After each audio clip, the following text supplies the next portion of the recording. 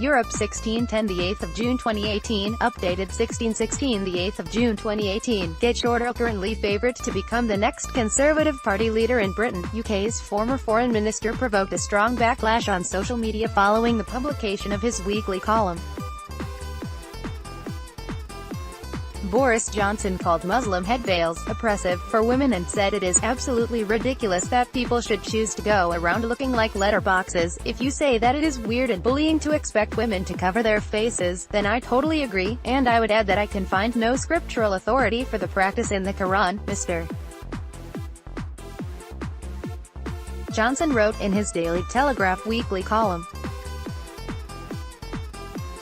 He also added that he would feel fully entitled to ask a female constituent to remove her veil so that he could talk to her properly. If a female student turned up at school or at a university lecture looking like a bank robber, then ditto, those in authority should be allowed to converse openly with those that they are being asked to instruct, Mr.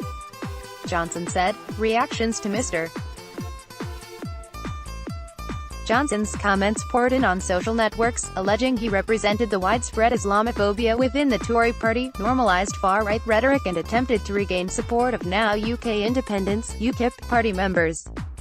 Others, however, agreed that elements of discussed dress code are inappropriate in the British society. Boris wants Trump Britain. I don't. Julie Leigh Gibbs.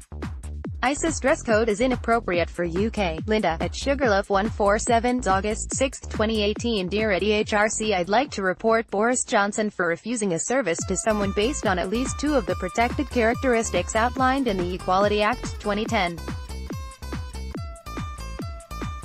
Thanks. We'll send official notice shortly. https://t.co/2qcpoev Fate. Jess Phillips, at Jess Phillips, August 6, 2018. It's not okay for Boris Johnson to compare niqab-wearing women to bank robbers and letterboxes.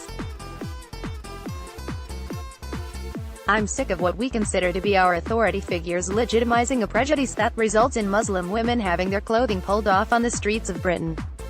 Alicia, at @a_Leishna1, August 6, 2018. Utterly pathetic name-calling of Boris Johnson today by the PC left.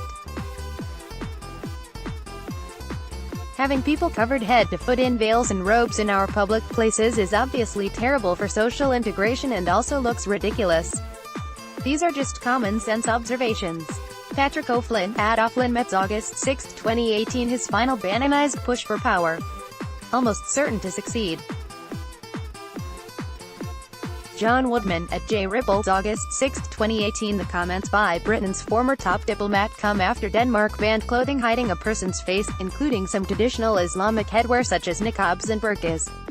The ban took effect on August 1, 2018.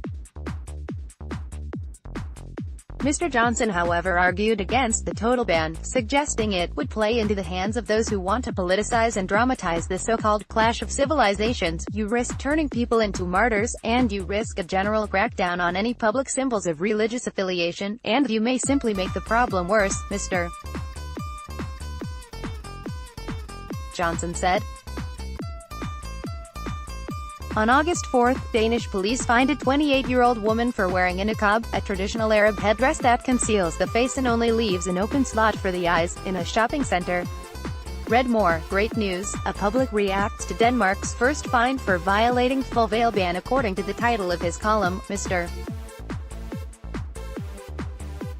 Johnson believes that Denmark has got it wrong, and even though the burqa is oppressive and ridiculous, it is still no reason to ban it. Boris Johnson has resigned from the post of Britain's foreign minister early July. During his time as UK's top diplomat, Mr. Johnson was embroiled in numerous gaffes and scandals, which saw critics call for his resignation. Read more. The best but Boris, UK top diplomat.